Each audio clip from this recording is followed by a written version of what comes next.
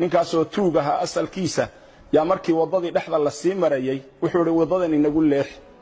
waxa uu yiri war wadadan haynagu leexina tana raadkiya dadka cagtoodu ka muuqataaya ina mari wuxuu yiri may anigu tana qaano tana dhow oo tana toobiya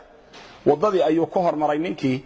dabeedna markii hawd halkaas haya keenaya dhul qariib la dhex marayay iyo togag la maraayo yaa wuxuu tusay lafa dad badan oo dhintay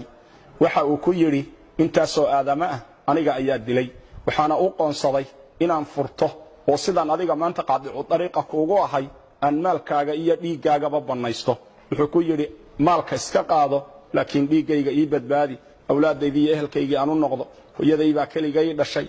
sidii loo hantaatici lahaa ayuu aad u calacalay wuxuu ku yiri inta aan dilayba hadal fiican way yiraahdeen qofna sakama maqal waxa uu yiri waxaan ku yiri war afar rakacadood intaan tukanayo ma ii kaadin kartaa mar hadaad dilayso markaas wuxuu yiri waxa tukataa inta aad rabto waxa uu yiri waxaan bilaabay salaad waxaan isku dhaxwaday ducooyin iyo aayad quraan oo qalbigayga ku soo dhacaysay aayada quraankii waxay amman yujibul mudarra idha da'aa wa yakshifu as-su'a wa yaj'alukum khulafa al-ard ilahum ma'a Allah aayada qalbigayga ku soo noqnoqonaysay ducaduna waxay ahayd ya wadud ya dhul arsh al-majid ya fa'alu lima yurid ducooyinkaas ayuu akhriyay aghithni ya mughith wa aghithni bi ku'al ali ducada markuu akhriyay ya rakacadihiisa ku dhex jiray yaa wuxuu lusku la hortaagnaa warankii uu ku dili lahaa ayuu la hortaagnaayo dhaqso ayuu lahaa wuxuu u jeeday ninkii oo durbadiiba xagga dambe jaleecay oo dhinaca fiiriyay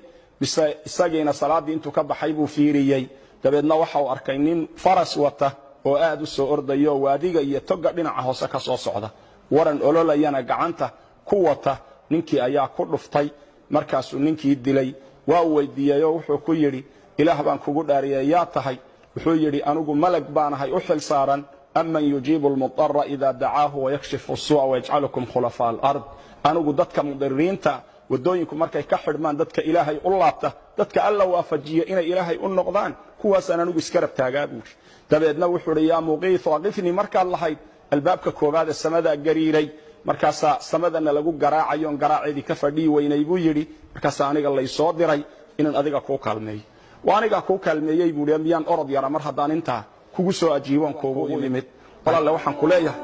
kuma amraya waxaan ka dalbayaa sin xariisa shariidka kooban oo aayadaha quraanka iyo xadiiska iyo qisaska islaamiga ku duuban yihiin cid aad gaarsiin karto dhan gaarsi inta kuugu jirto dhan la sheer garay